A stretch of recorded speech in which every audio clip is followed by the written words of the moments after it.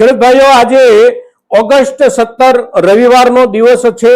આજે આપણા તમામ માર્કેટિંગ યાર્ડોના કામકાજો માટે રજાનો દિવસ છે. ગઈકાલે પણ રજાનો દિવસ હતો, કારણ કે ગઈકાલે આપણે જન્માષ્ટમીના ઉત્સવમાં સૌ કૃષ્ણ ભક્તિના રંગમાં રંગાયેલા હતા. ત્યાર પહેલાનો શુક્રવારનો દિવસ એટલે આપણો રાષ્ટ્રીય નાગરિક તહેવાર અને આપણો સ્વાતંત્ર્ય દિવસ આપણે સૌએ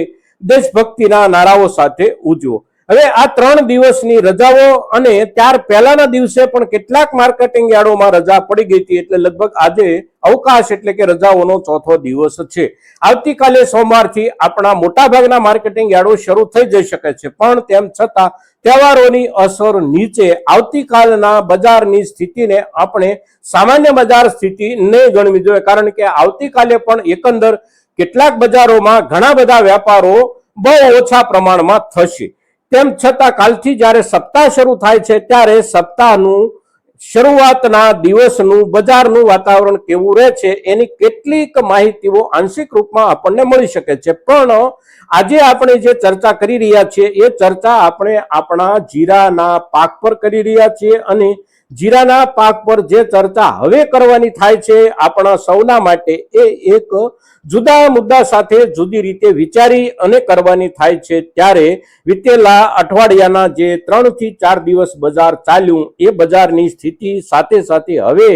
પછી આવનારા દિવસોમાં આપણા જીરાની ઉપજના બજાર ભાવની સ્થિતિનો સંબંધ સીધો કયા મુદ્દાઓ સાથે જોડાવાનો છે એના ઉપર જ્યારે ચર્ચા કરીએ છીએ, ત્યારે આજની આપણી આ ચર્ચા આપણા આ એપિસોડમાં આપ સૌ દર્શક મિત્રો અવશ્ય બન્યા રહેજો.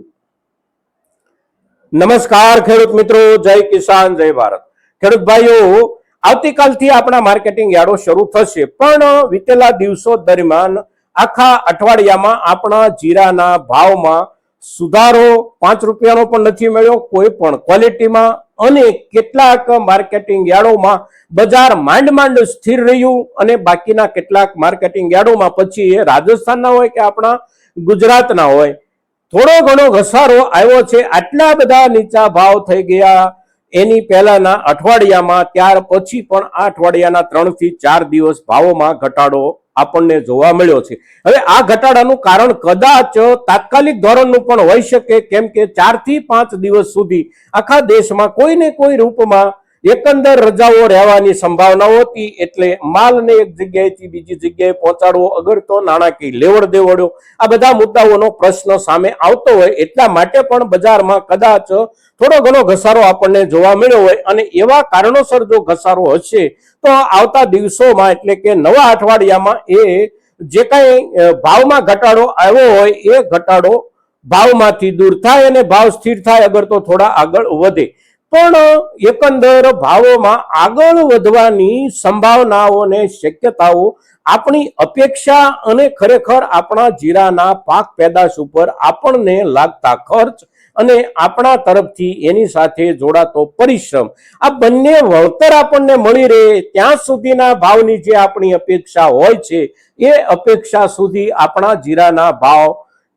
કેવા સમય દરમિયાન પહોંચી શકે, કારણ કે અડધું વર્ષ વીતી ગયું છે, હવે અડધું વર્ષ બાકી રહ્યું છે નવી ઉપજની વચ્ચે. એટલે આવનારા સમયમાં આપણને આપણી અપેક્ષા અને ખરેખર મળવા લાયક ભાવ આપણને ક્યારે મળે આ મુદ્દો અગત્યનો બની જાય છે. પણ બજારમાંથી આપણો જે કાંઈ માલ અત્યારે આપણા ઘરમાં હોય અને આપણે કાલે બજારમાં લઈને જવાના હોઈએ, અગર તો 5-15 દિવસ કે મહિના દિવસ દરમિયાન આપણા ખેડૂતો તરફથી જે કાંઈ માલની આવકો માર્કેટિંગ યાર્ડોમાં થવાની હોય, આ માલની આવકોના ભાવમાં સુધારાનું વલણ બને તો પણ આપણી અપેક્ષા સુધી ભાવ પહોંચવાની સંભાવનાઓ બહુ ઓછી દેખાઈ રહી છે, કારણ કે વિદેશના બજારોમાં આપણા માલના નિકાલની સંભાવનાઓ જ નથી બનતી વધારે પ્રમાણમાં. જે કાંઈ થોડો ઘણો માલ આપણે વેચી રહ્યા છીએ એ પણ માંડ વેપારો થઈ રહ્યા છે, એના ઉપર સારો નફો થાય, અગર તો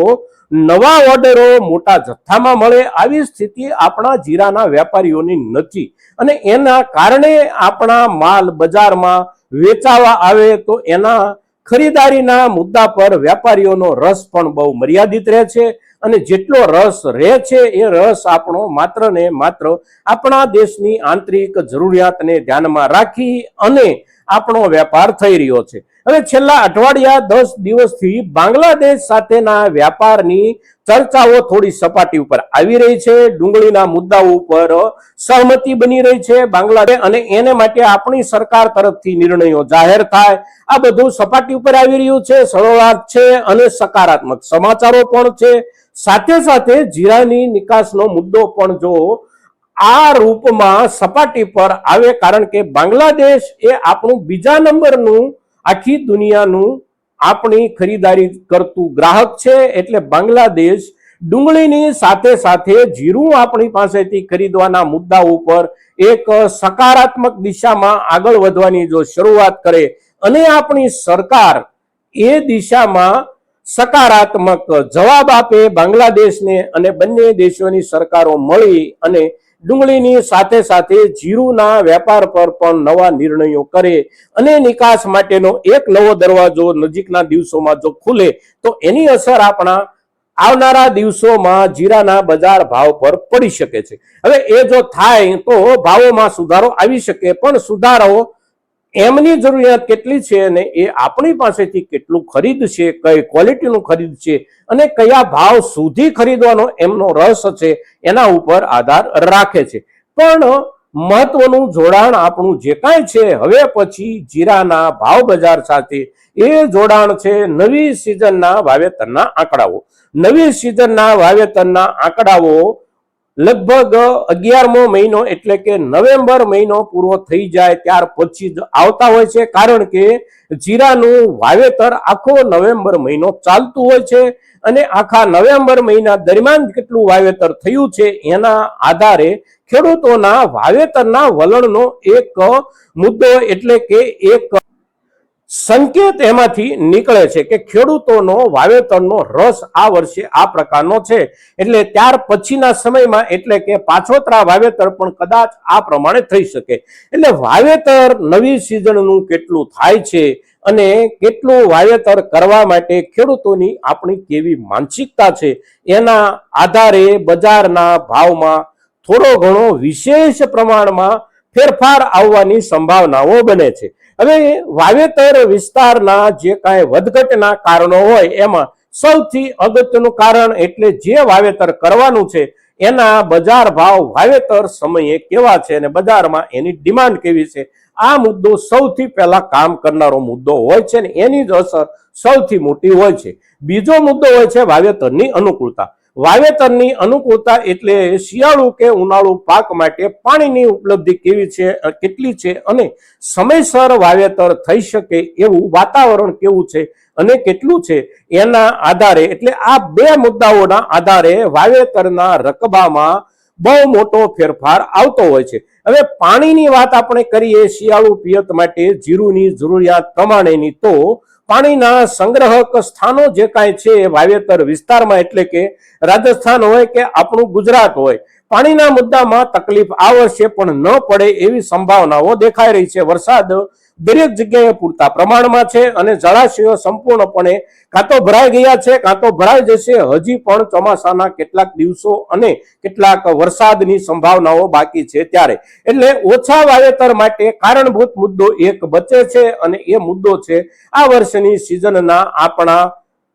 જીરાના પાકના બજાર ભાવનું નીચલું ધોરણ, અને એના આધારે વાવેતરમાં ઘટાડો આવે, નોંધપાત્ર ઘટાડો આવે તો ભાવોમાં સુધારો નોંધપાત્ર બની શકે. ઘટાડો આવે પણ સામાન્ય જ ઘટાડો આવે તો સામાન્ય વધારાની અપેક્ષા આપણે રાખી શકીએ, અને નોંધપાત્ર ઘટાડો વાવેતરના આંકડાઓમાં આવે તો નોંધપાત્ર ભાવના સુધારાની અપેક્ષા રાખી શકીએ. પણ અત્યારના દિવસોમાં સામાન્ય રૂપમાં બાંગ્લાદેશ સાથે વેપાર શરૂ થાય તો એના ધોરણે સુધારો મળી શકે, ત્યાર પછી વાવેતરના આંકડાઓના ધોરણે સુધારો કે બદલાવ મળી શકે. આ બે પ્રકારના કારણોનું, એક નજીકનું અને એક થોડું લાંબા ગાળાનું કારણોનું જે કાંઈ જોડાણ છે એની જ્યારે ચર્ચા આપ સૌ દર્શકોની સામે કરીએ છીએ ત્યારે મહત્તમ ખેડૂતો સુધી આપણી આ ચર્ચા પહોંચે એ માટે આપ સૌના પ્રયાસો જરૂરી છે, અને આપ સૌ સહકારરૂપ બની અને મહત્તમ ખેડૂતો સુધી ચર્ચાને પહોંચાડશો એવી અપેક્ષા સાથે જય કિસાન જય ભારત.